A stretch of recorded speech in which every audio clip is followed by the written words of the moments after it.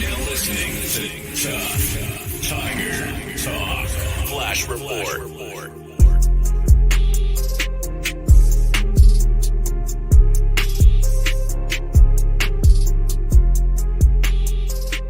All right. Shout out to the Tuff Tiger Talk Nation, man. We in this thing for another episode of Tuff Tiger Talk, man.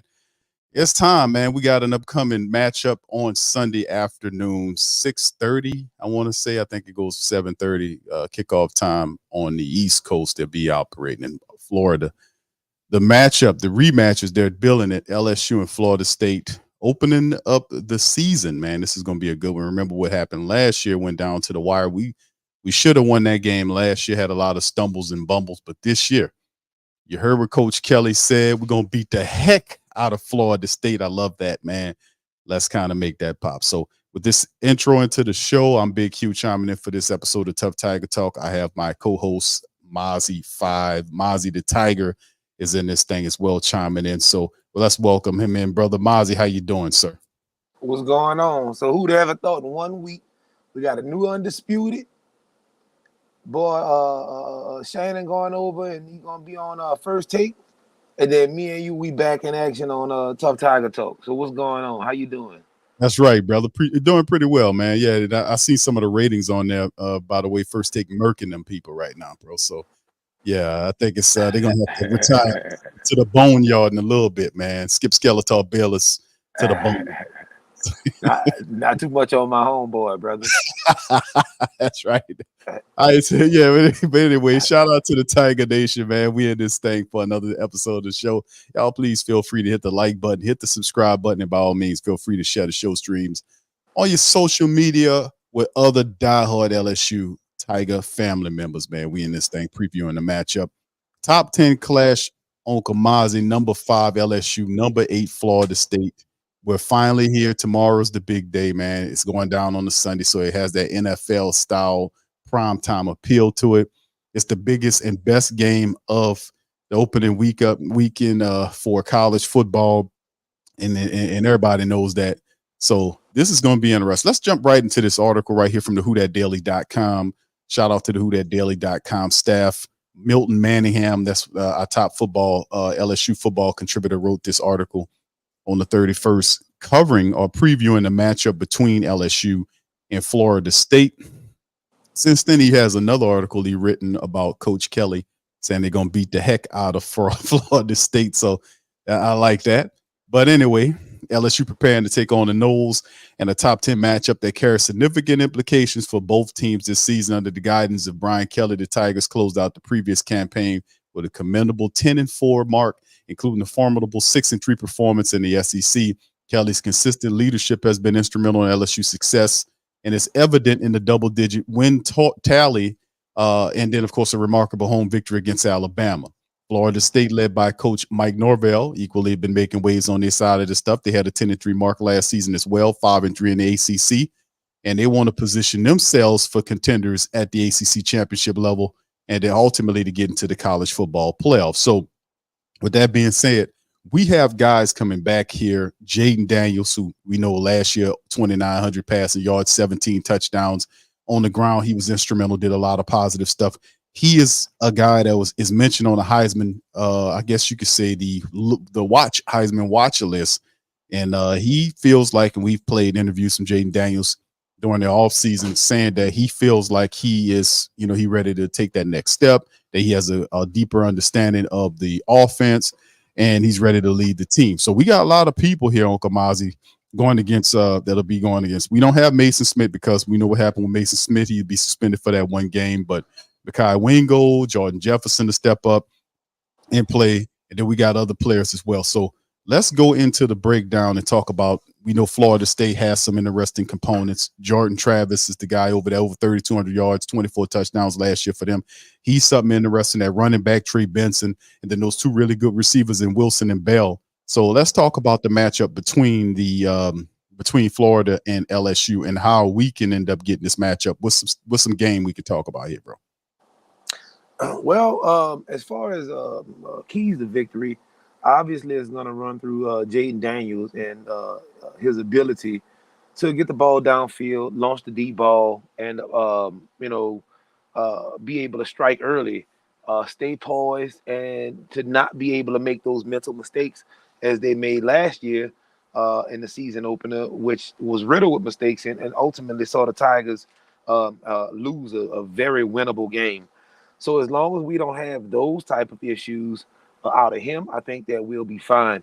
On the defensive side of the ball, I think that we'll be fine up front. And as far as our linebacking core, I think that'll be fine as well with Harold Perkins headlining that defense as the crown. Although our back end and our secondary is a lot left to be desired going into it because dipping into that transfer portal. Now you had a lot of guys coming in with no more eligibility. We had to dip back into it, and now we got guys that are in, but they don't seem to be grasping the system really well or being able to catch up and get up to Coach Kelly's par as far as being able to start, i.e. Denver Harris. I don't really know what the deal is with him. It was deemed personal matters, but as we see, and as Coach Kelly had alluded to, he was having a bit of issue trying to catch on to the schemes that were trying to be run. And this is the thing that you run into a lot, especially when you deal with transfer portal kids. Although he's coming from an SEC school in A&M, obviously A&M still has kind of those Big 12 roots where their defense isn't as prolific or as Sunday-minded, if you will, as hardcore mainstream SEC teams like your LSU's, your Alabamas, your Floridas, your Tennessees as of lately. So he's having a bit of an issue trying to catch on to the scheme as well as the other guys are. So you got a bunch of young guys trying to start, and that could be our Achilles heel on the defensive side of the ball if it's exposed. Maybe they'll figure it out. Maybe they won't. If Travis can get it going early and he can figure that out, that could be an issue. But I think that up front we can apply enough pressure to make things really uncomfortable for him, so he can't really see those windows downfield if they happen to be open. Yeah, that's interesting because we make mention of the fact that last year, I think last year we had Mike Denbrock coming in here. They were trying to establish it. A lot of people were kind of questioning whether or not LSU was smart going into the season, taking a matchup against Florida State and all this kind of stuff. But I applaud them for not doing the cupcake thing that we see a lot of the other competitors doing. They kind of open the season. Absolutely. Yeah, we're going to get it in early. Right.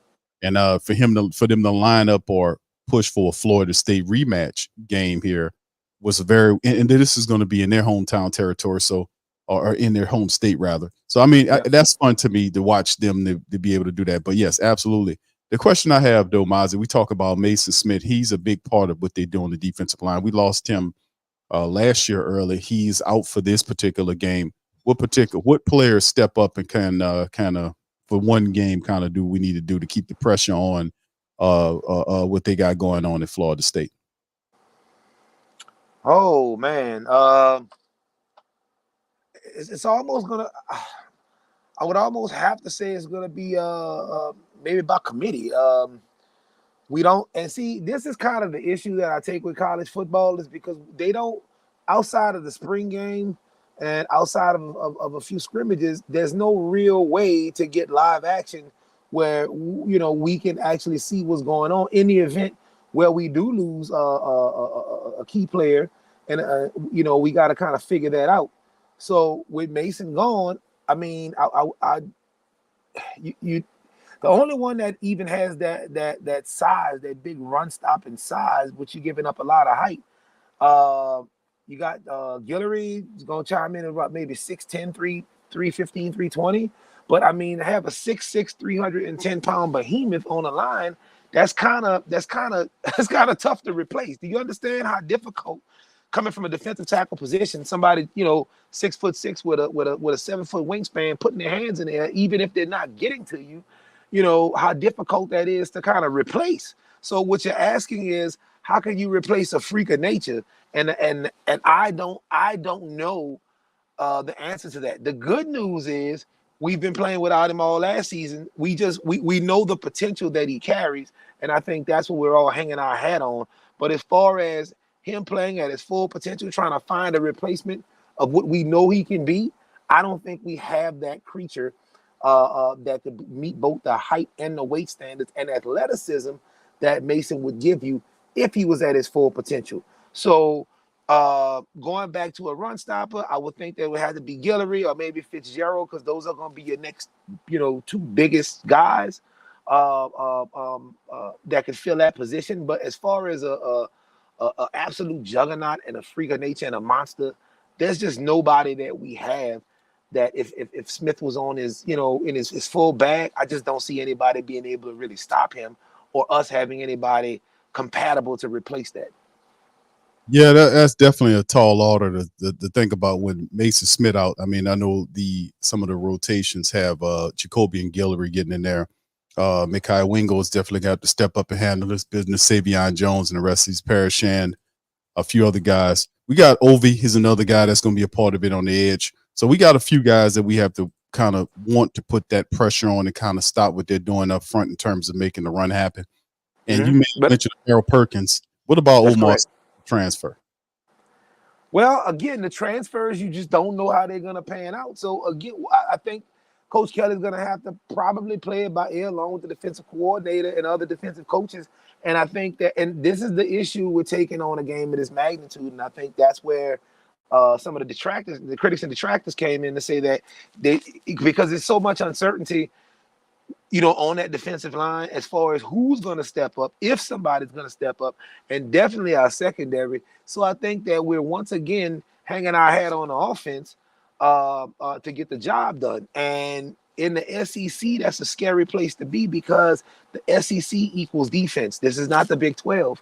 So when you don't have all of your defensive pieces in place and you really kind of don't know what you've got going against live action, live rounds, especially of a number 8 opponent, I think that's where the fear is. So again, I think out of Wingo, Guillory, Fitzgerald, somebody's gonna have to step up. Who that person is under those kind of conditions, we simply don't know. We simply don't know. You got Fitzgerald starts. He's played 5 games. Langston's only played 2. Guillory's played 14, and so has Wingo. But I mean, are they going to be able to step up again? I mean, because Guillory has not been a starter. Wingo was a starter. I believe he started 13 games. But again, is that going to be enough to get the job done? Because we played by committee last year, and it looks like we're going to be playing by committee again this year. I don't have an issue with it. Don't get me wrong. But obviously, when you get outside of Smith, who's not playing because of injury, when you get outside of Fitzgerald, Langston, and Guillory and Wingo, your size drops down dramatically. You're losing, 10, 15, 20 pounds per rotational player. And when you're talking this brand of football under these types of lights, you don't want to give up any statistical advantage or physical advantage for that nature.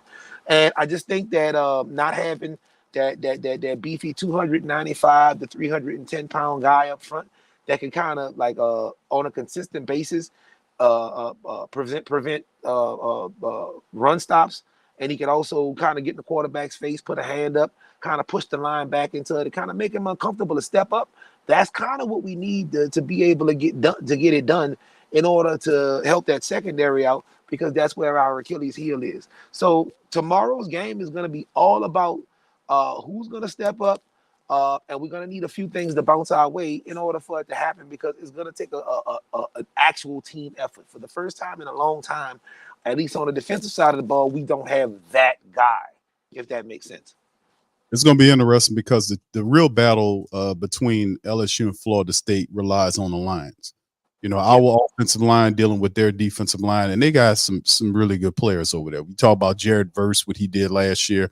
They got Fabian Lovett and Patrick Payton over there. So how do our offensive line deal with the likes of the strength? Like Jared Verse was crazy last year. How do we neutralize what they got going on with our offensive line? Now we know we got Will Campbell and Emory Jones here, but is that enough to kind of neutralize? That's pretty good with Florida State doing it. They're not a pushover team. It's a top 10 matchup early. Pretty good to do this early. So how do we neutralize what they got going on defensively? Well, I'm not too much worried about their line or their front line. I'm not. The reason being is because, and I hate to sound like this, but as we've covered this topic many times before, when you talk about aggression and power play, that's SEC football. All of these guys are familiar with that. So I don't see a scenario where Florida State is just that much more aggressive all of a sudden. I mean, I think they're ACC aggressive, but I don't necessarily think ACC aggressive is going to translate well into SEC aggressive. So although I don't think they're going to be a pushover, I think that we're going to have to play 4 quarters of football, and we're going to see just how fresh they can remain and how well they can play at that really aggressive, angry level. We're going to see if they can do that for 4 quarters, because SEC football requires you to do that for 4 quarters, not 2.5, not 3. So you're going to have to do that for 4 quarters. And at the end, it's going to be whatever team breaks down and tires out first. And when you've been doing 2-a-days in 100-degree weather, no knock on Tallahassee, but Baton Rouge, Death Valley weather, you know it has been around here. That's just a different type of scenario. And they've been training under that for 2-3 months now. So I think that when they go into Orlando, bright lights, I don't think that I'm not worried about the offensive side of the ball. I didn't have to worry about the offensive side of the ball last year. Remember, it was the defensive side of the ball and special teams that sold us out most of the time. So I don't see their defensive line just dominating us on offense and just nullifying us or even running a scheme that we can't pick up. They're really, really good. They're above average for ACC. But ACC does not translate, in my book, to SEC. I mean, the series now, look, check this out, Mozzi. The series between Florida State and LSU is 8-2. Florida State leads and have 5 consecutive wins against us. Okay. So we have to change that under the Brian Kelly administration. Now, we're going to flash back to LSU in a second, but I want to pinpoint some of the weapons that Florida State has for Tiger family. Now, we talked about Johnny Wilson. They also have a Michigan State transfer by the name of Keon Coleman, who they expecting those two to be really good together. Now, Wilson is 6'7". He's a 4th-year junior, and the NFL's looking at him. Right? He had 43 catches, almost 900 yards, and 5 touchdowns last year. He had 58 catches for 800 yards and 7 score. For 20. What was it? Coleman had it for last year as well with 58 catches, almost 60 catches for Coleman for 800 yards and 7 touchdowns. So they're going to be looking, and they have a pretty damn decent quarterback too, who has Heisman aspirations as well in Jordan Travis. So they do have a formidable offense that we need to watch out for as well. So I just want to pinpoint that. Now, in terms of LSU, the keys to it from an offensive standpoint is Jaden Daniels, right? His duality. Absolutely. Throwing the ball, running, the offensive line has to protect him. Let's talk about that. Let's get into that, Mozzi, because we're talking about Jaden Daniels. This is his stuff, and then on the back end, let's talk about what they can do in terms of the running back room too to help out. Well, I mean, again, Jaden Daniels is going to be that dual threat. And exactly how you come out to play Florida State, in my opinion, is I'm going to come out and I'm going to be very aggressive. I'm going to come out. I'm going to take some shots down the field, because you want to. The thing is, you want to get that. You don't want to have that defense in such a comfortable position. They feel they can play up on you, and because when the defense is going to scoot up and they're going to play up on you and press your receivers because they don't believe that you can throw the ball, that kind of nullifies both the running game from your running backs as well as Jaden's ability to take off as a quarterback. So I think you got to come out and you got to make that defense respect, even if they'll still take gambles or scheme to try and make Daniels uncomfortable in the pocket, because this is what they're supposed to do. You nullify that by taking some legitimate shots down the field, and those legitimate shots have got to be answered with receptions, because that's the only way you're going to get that defense to kind of get on their heels. And once they get on their heels, as you know, we've got a running game that can compete with anybody, especially when you throw the wild card of Daniels being able to get it done with his legs.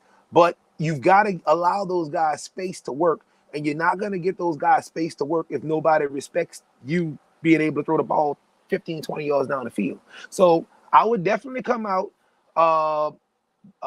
Daniels is gonna have to. He's gonna have to throw the deep ball. He's gonna have to, and he doesn't have. He doesn't have to have crazy numbers, but I think to win this, to get this done, he's gonna have to go. He's gonna have to go over. I say maybe 250, 275 yards.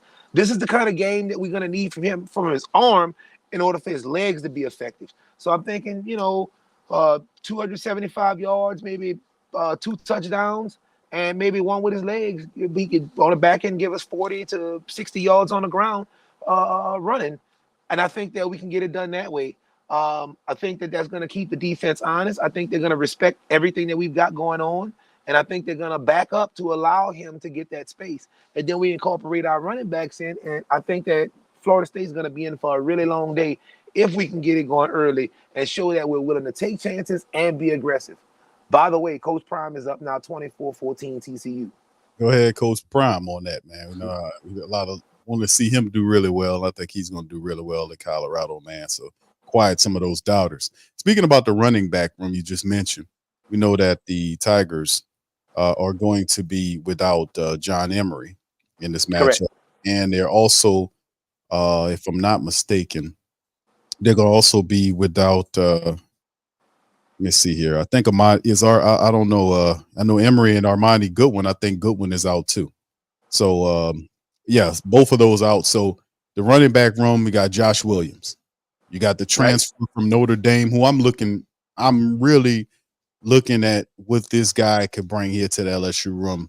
Logan Diggs, who transferred from Notre Dame, who had some pretty good stats. We got Noah Kane, who flashed last year. And then they got the true freshman running back, Caleb Jackson, who a lot of people think he'll get some reps too. And, of course, we know that Daniels is also a running back. He adds value there as well. So he'll take off on you in a second. So and we see it as a comeback, a room by committee approach with LSU, with some of the top people out very deep. How good could this unit be for LSU? Unit could be phenomenal if they're run right and everybody gets fair load management, and everybody kind of respects the system, and they don't want. And again, when I say that, I'm talking about Emery more than anybody else, because this obviously is last year eligibility and it's supposed to be his final dance, if you will. So if you could understand that what the running back position is in 2023 and respect that fact, it'll be a twofold thing. It'll show that he can work within the confines of a system going forward to the next level. And a lot of NFL teams would respect that, and they would look at that as being a guy that would be a team player as opposed to an all about me type of guy. So I think that he would have to understand that, and he would also have to allow those young guys, and he'd have to kind of mentor those young guys to a degree and get that whole running back core kind of a gel together and moving forward. But again, without seeing a lot of live action and live rounds, it's just really tough to say what they're going to be. But what they could be is something really, really, really, really special, because you have so many at that position, and they're all different, but in a lot of ways they're a lot alike. So it's almost like having think about this: if you could have every 2 or 3 plays a top, maybe 20 running back in the conference, behind the quarterback, how would you feel about that? And that's what these backs have the potential to be, any one of them at any given time. So we just got, and they're gonna be some games where maybe Emery will get it going, or whoever, they'll get it going, and they'll just keep feeding them the ball. And then they're gonna be games where they got to get it done with combination. And that combination is going to probably include Jaden as well. So when you look at it, it's like we can really gash a lot of defenses, especially if we get it going in the passing game early. And it's going to be really, really difficult on any defensive coordinator we play to try and see how to contain us, because it can be anybody at any given time. So you can't really game plan for 1 or 2 or even 3 players. And I think that advantage is great to have, especially going from a running game position going forward. into because our schedule gets really tough in November, and then we got a December gauntlet as well. We got a end of November gauntlet, and then we still have another. I'm sure we're gonna make.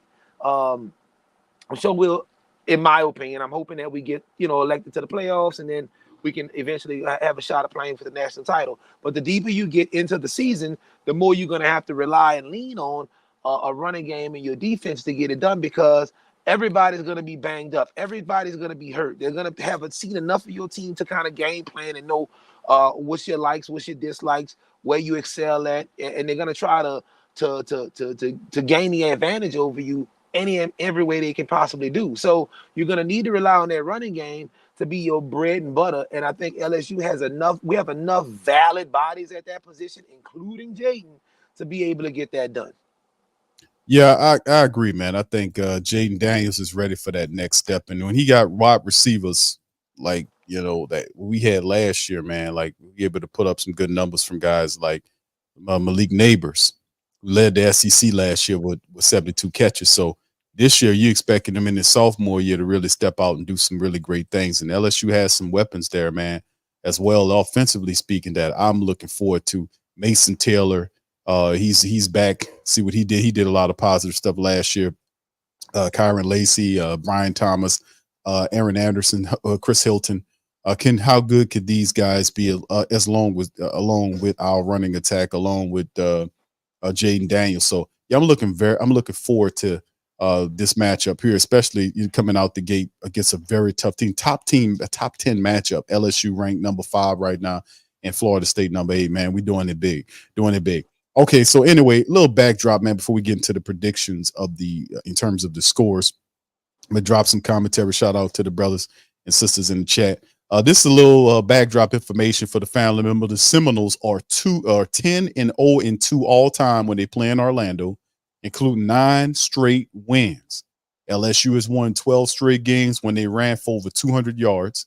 They got FSU's O-line as the most combined games with 307. And starts with 214 in the country. And we already know that Mason Smith and John Emery will not be available. And Armani Goodwin also will not be available for this matchup as well. So a little backdrop information for the family. Shout out to Brother Brian. He says LSU's line of scrimmage performance, the secondary, and the play of Daniels will determine the game for this team. If LSU hits any type of interior run game, and if they can stop the counter run game of FSU, they will win this game. Shout out to you, Brother Brian. That is facts. So thanks for that. Anyway, Mozzi, let's get into the prediction of the game. How do you think it plays out, bro? What's your score and prediction on this matchup? Well, I'm gonna be honest with you. I don't. Our running game won't be at its peak. It won't even be at the coming out the starting blocks. I think we're gonna have to rely heavily on the passing game today, and that's gonna lead to a lot of yards and hopefully a lot of scoring. So I'm thinking it's gonna be a bit back and forth, especially with the weaknesses in our secondary. I think we'll be exposed on the back end in the pass game, and I think that we'll have to get it going in the pass game because of the lack of the run game. I think that if we're in control by the fourth quarter, I think Daniels can use his feet to kind of pick up a few first downs, eat up some clock, and get us out of there. But I'm going to go ahead and say 38-35 LSU. 38-35 LSU. That's going to be a hell of a game, man. Hell of a game, going back and forth, and ultimately LSU gets the victory.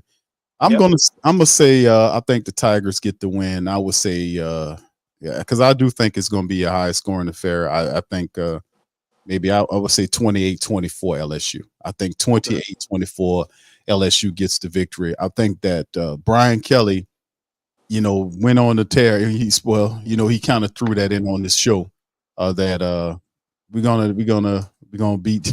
He's gonna beat the heck out of Florida State. So he's putting it on to the players and let's step up and make this happen, man. And I think LSU rises to this is gonna be a very good team this year, Mozzi. I think this team built on what happened last year. You're right about the secondary. We got a lot of transition going on there, a lot of questions. Can they step up and perform? Indeed, that's the secondary is definitely a question mark there. But we know that if anybody get it together to be Coach Kelly and the staff, man. They're going to make sure everything iron out. We might have some wrinkles early, but this is a big test right here early, a top 10 matchup. I got to give them credit for that starting the season off. A lot of these other teams would not dare do that. They want At all. cupcakes. Yeah, they don't want it. Alabama don't want it. I think Alabama's first matchup was Middle Tennessee. Am I right on that? The family It might have been like Middle to St. Aug or somebody. Yeah, it was somebody weak. Yeah, it was definitely. Yeah, I mean, but they always pad their stats.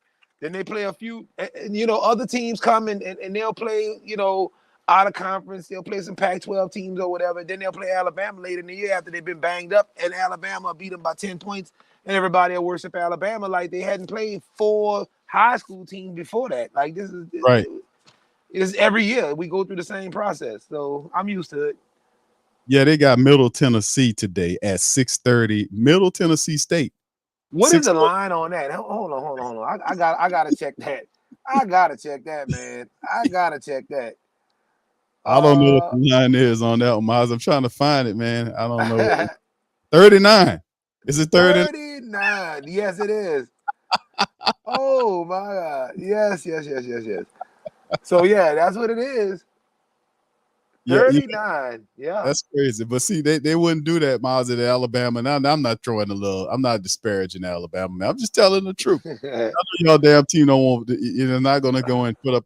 And now, granted, they do have Texas, but that's in week 2. Texas is ranked number 11, and then week 4 they have Ole Miss. But most of these teams are cupcaking it coming out of the gate. LSU ain't cupcaking nothing. We coming out the gate. We want all the smoke. We want to make it happen. So. Yeah, it's time. And I get it, because it's like they don't get an opportunity for a preseason game, so they really don't know what they have going against live action under live lights, under live whistles. So you don't want to a lot of the times come out and play like, you know what I'm saying? You don't want to do that because you kind of want to see where you are, what you got, at least for a game or two. And then you kind of tuned up and you're ready to go into the season. So they use those first 1 or 2 games as kind of a benchmark or kind of a mock preseason to kind of see where they are. But Brian Kelly, for the second year is like, nah, let's sign us up. Let's do it. Get our head cracked early. It's gonna be us or them. He's really an us or he has an us or them approach to the way he coaches, and I like it. I like the aggression. Yeah, I agree with you. Brian Kelly knows what the hell he's doing, man. He's a guy that has a success gene, and then he builds on every program he wins, and he builds on top of the winning, and then next thing you know, you got a pipeline. So absolutely, I think Brian Kelly is going to get the Tigers ready. But yeah, like we said, we talked about the secondary there. It's a lot of positive stuff to watch out for. So it's going to be a very interesting game, and there's going to be some wrinkles that we need to iron out, man. But overall, I think the Tigers have a hell of a squad, man. We're going to be something. Brian says he got a score of 38-30. Says even despite FSU's having more experience up front, because listen, that what they have with Verse and all these other guys, they have some real true talent there. And people are thinking, I've seen some pros pick them to come from out of their conference as competing in the championship there, or coming out of the conference as a champion. They have high aspirations in Florida State, first time in a while. Last year, they did a lot of positive, and they're building on top of what Coach Mike Norvell is doing over there. So credit to them. So that's why I'm saying it's not going to be a pushover game. It's going to be a tough game, because both teams are jostling for something greater down the line. So shout out to you, my brother, for that. Damien, shout out to Damien. Much love. Yeah, it's been a while, bro, but we back at it. Yeah. Oh, yeah, absolutely. And he talks about the Green Wave. Yeah, the Green Wave play tonight. They got the South Alabama Jaguars. We expecting Tulane, who's ranked number 24th in the nation. We rank though. We back. We rank, right. We in there. Smack the hell out of South Alabama, coming up. So shout out to the Green Wave. We don't want to forget about the Green Wave, man. We got to definitely give them some love. And Brian says, I have faith this run game will attack their defensive front more than people will think. Trench warfare is Brian Kelly's specialty. Thank you, Brian. Appreciate that, man. Much love. Okay, he says, Damon says, me personally, I can't predict college games because no preseason, but I'm intrigued to see the first game. Yeah, that's what Mozzi was saying too. We've been through this more than enough times to know that, man. Coming out the gate, We don't know exactly what we know with some of the more experienced guys like Jaden Daniels. We've seen what Malik Neighbors do and a few other guys did on the team. We know what Harold Perkins, that's the next level with Harold. I'm really excited about Harold Perkins. I was able to watch footage on our transfer linebacker, Omar Spates. I think he'll be a big part of what they do. I like what Penn is going to do. I like what Alexander in the secondary. We'll be interested to see how some of these guys, Denver, who was a transfer that came over from Texas, how good could he be? So we got some question marks there, but time will tell. So, all right. So with that being said, Mozzi, any last thing you want to throw about LSU or Tulane before we close the stream?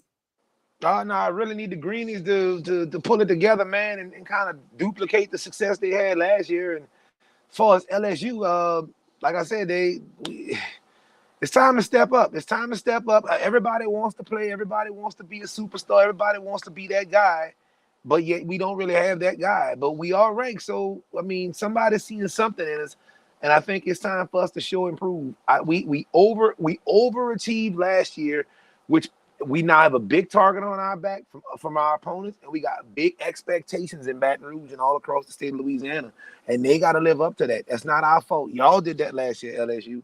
So now y'all got to cash that check. Yeah, right. That's right, man. But listen, SEC, yeah, you ain't lying, Mozzi. All the way to the SEC championship. Yeah, I need that cash, brother. Yes. And then the thing is, then the first year, he says, I come for it. Brian Kelly said, man, I came here to beat Alabama. He did it in his first year. Yep. Then he gets to the SEC championship in his first year. Now they lost, they got handled by Georgia, but a lot of people could kind of and my thing is, last question before we get out of here, what would have that game looked like if Jaden Daniels was 100% healthy? What would have that game looked like? It'd have been, to me, I think Georgia probably would have still won, but I think it would be a little bit more competitive. But Jaden Daniels 100% healthy in that game, man. It looks different, don't it? Yeah, it does. I agree. So, yeah, with that being said, we're going to get ready to get out on that. So, listen, y'all, feel free to hit the like button, hit the subscribe button, hit the share button, share the show on your social media feed. Got a lot of good college football action going on today. Shout out to the Tulane Green Wave, man, ranked 24th in the nation. Let's get this dub. LSU tomorrow, let's get this dub. Let's make it pop. It is college football season once again, man. Y'all enjoy it, man. It's going down. So with that being said, let me get out on that. I appreciate my co-host Mozzi being in, chiming in here, and Mozzi's going to pop up here. And Mozzi, you're going to do your pop up here pretty regular, are you, sir? Absolutely. Okay. Okay, good. All right. So with that being said, we'll get ready to get on that. Much love to the fam, man. Appreciate y'all for being on here. We'll come back on the recap show after LSU kicks some ass against Florida State. We'll cover all that on the recap, and we'll talk our stuff as well. Much love to the fam, and I'll holler at y'all later. Peace.